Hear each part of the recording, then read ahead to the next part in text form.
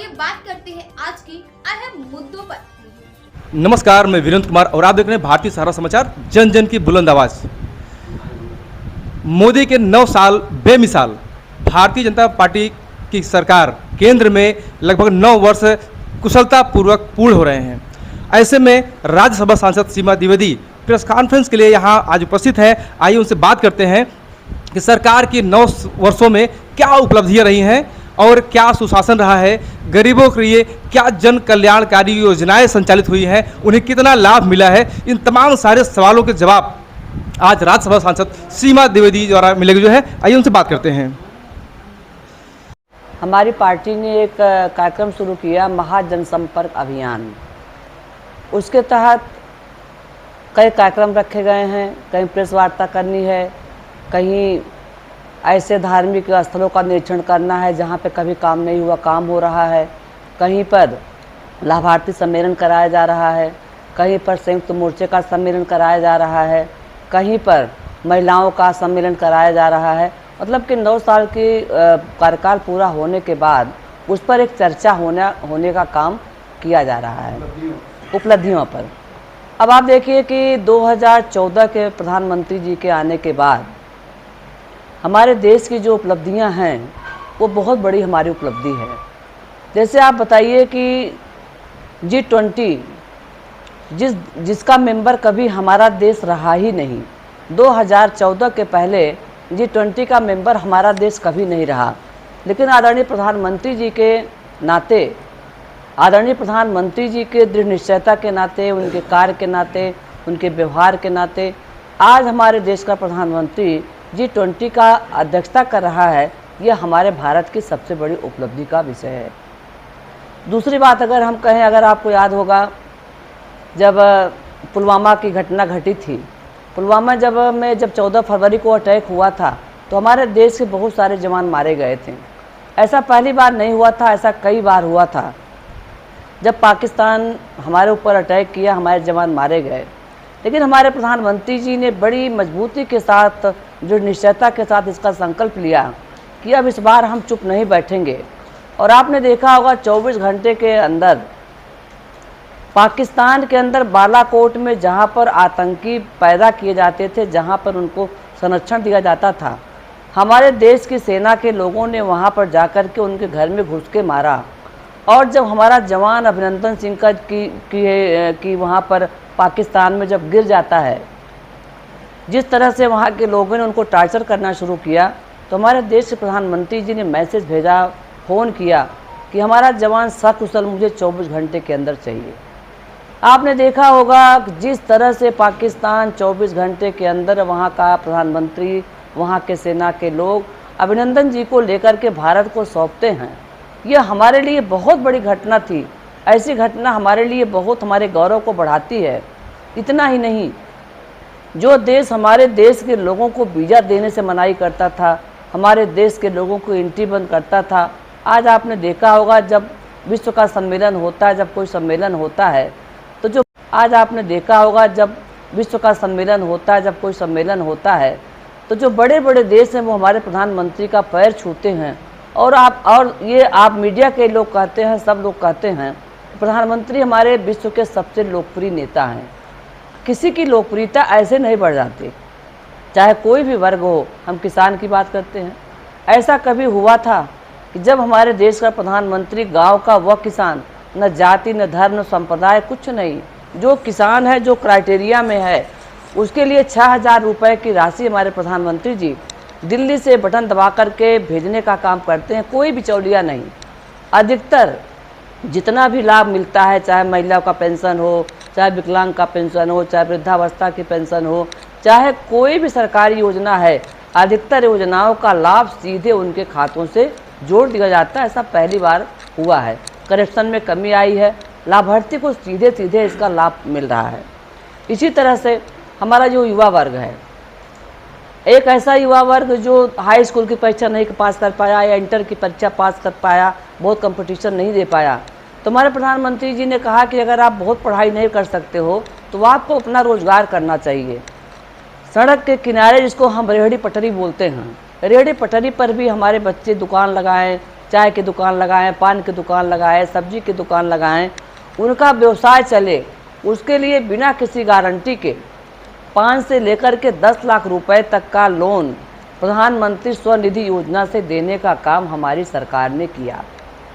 ऐसा पहली बार हुआ है कि सैनिक स्कूलों में हमारी बेटियों का पहली बार पढ़ने को मिला, वहाँ पर काम करने को मिला, ऐसा कभी नहीं हुआ था। मेरे देश के इतिहास में ऐसा कभी नहीं हुआ कि एक आदिवासी महिला को देश का राष्ट्रपति बनाया जाए। और अभी जब संसद भवन में उद्घाटन करने का अवसर आया, जब हमारे देश के प्रधानमंत्री संसद भवन का उद्घाटन करने के लिए घोषणा किए, तो सारे विपक्ष के लोग नामबंद हो गए कि ये क्यों करेंगे, ये क्यों करेंगे, राष्ट्रपति करेगा।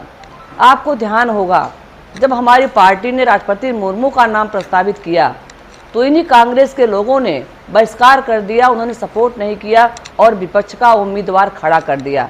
अगर इनको इतना आदिवासी से प्रेम था, महिला से प्रेम था, इनको समर्थन देना चाहिए, लेकिन नहीं किया। और जब संसद भवन लोकार्पण करने की बात आती है तो ये कहते हैं कि राष्ट्रपति से कराना चाहिए। इस तरह से बहुत सारे ऐसे विषय हैं। जैसे हमारे पास सबसे बड़ा विषय क्या है आज की तारीख में, बिजली की बात करें, सड़कों की बात करें, रोजगार की बात करें, बड़े बड़े कल कारखानाओं को खोलने की बात करें। अभी आप देखिए एक बहुत तेज़ी के साथ हमारा उत्तर प्रदेश में इन्वेस्टर समिति की बैठक हुई।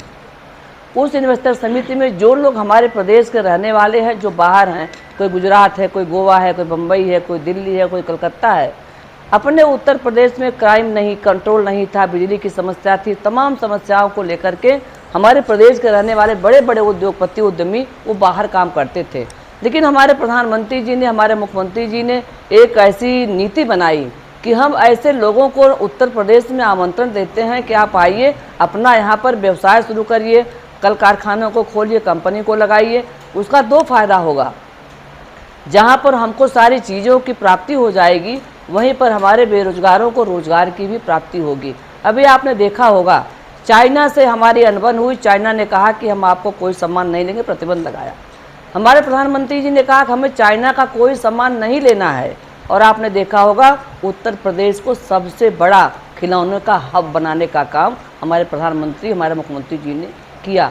इसी तरह से अगर हम बात करते हैं दुनिया में भारत देश को आगे बढ़ाने की बात करते हैं, तो कोई भी देश तभी आगे बढ़ता है जब देश के अंदर शांति का वातावरण होता है।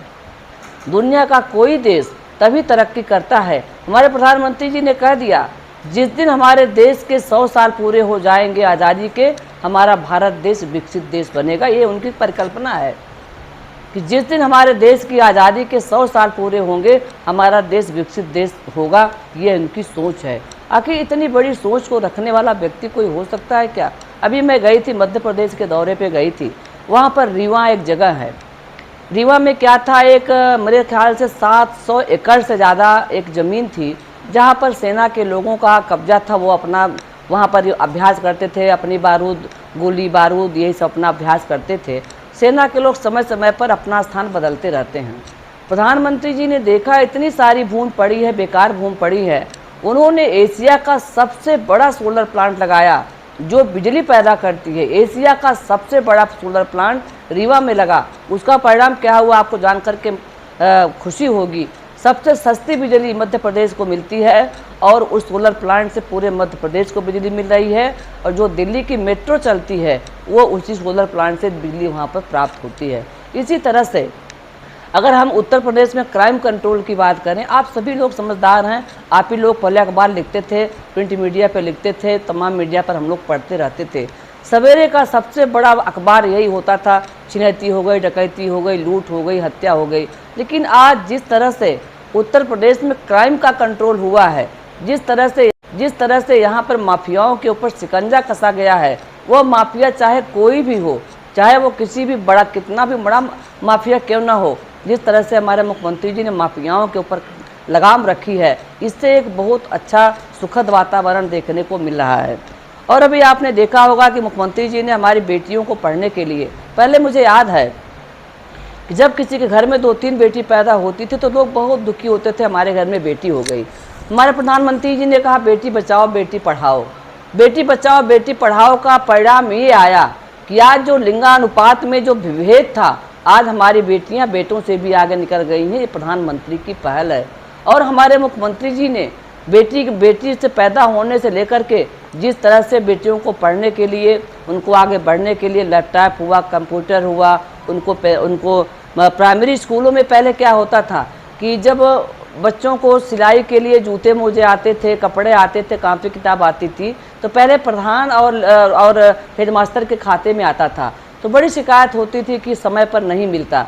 हमारे मुख्यमंत्री जी ने कहा अब सीधे सीधे पैसा हम उन बच्चों के माँ बाप के खाते में देंगे, जो बच्चा प्राइमरी विद्यालय में पढ़ने आता है उस पैसे से उनका जूता बनता है, उनका ड्रेस बनता है, उनकी टाई बेल्ट आती है। तो कुल मिलाकर के एक पारदर्शी व्यवस्था बनाने का काम हमारी सरकार कर रही है। तो जो 9 साल की उपलब्धि है, कई चीज़ों को लेकर के हमारी सरकार खड़ी पड़ी है। हमने पार्लियामेंट में देखा था कि आज़ादी के बाद 2014 तक जितने एयरपोर्ट हमारे देश में थे, शायद 72 या 76, कन्फ्यूजन 76 एयरपोर्ट थे।